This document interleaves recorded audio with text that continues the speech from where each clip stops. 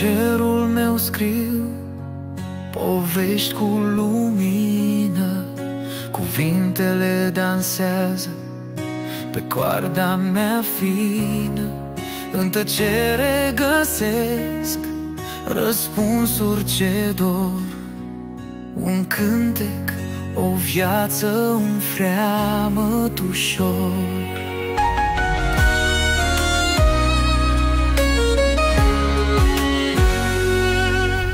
Plouă peste visuri și pașii mă poartă pe drumuri pe care timpul le uită. E un dor în suflet, o chemare adâncă, să caut ceva ce lumea nu cântă. Eu cânt pentru mine, cânt pentru noi, pentru tot ce-am pierdut și ce-am fost amândoi. Pe foaia albă las sufletul gol, un cântec de autor scris în propriul decor. Stelele șoptesc povești de demult, mă pierd în tăcere, un cer necunoscut.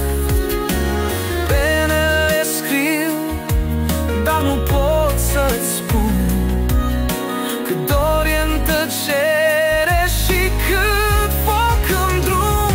Eu cânt pentru mine, cânt pentru noi, pentru tot ce-am pierdut și ce-am fost amândoi. Pe foaia albă las sufletul gol, un cântec de autor scris în propriul decor.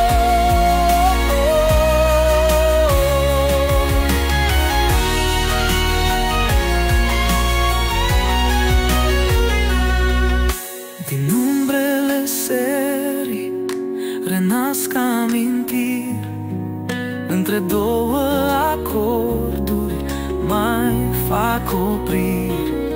Ascult ce-mi spune inima rănită, e un cântec vechi, dar niciodată sfârșită.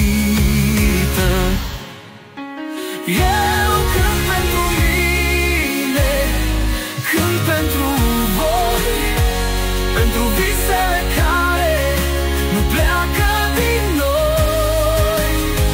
Sub cerul albastru tot ce e muritor devine veșnic în cântecul autor. Sub cerul meu scriu povești cu lumină, un cântec de autor din inimă deplină.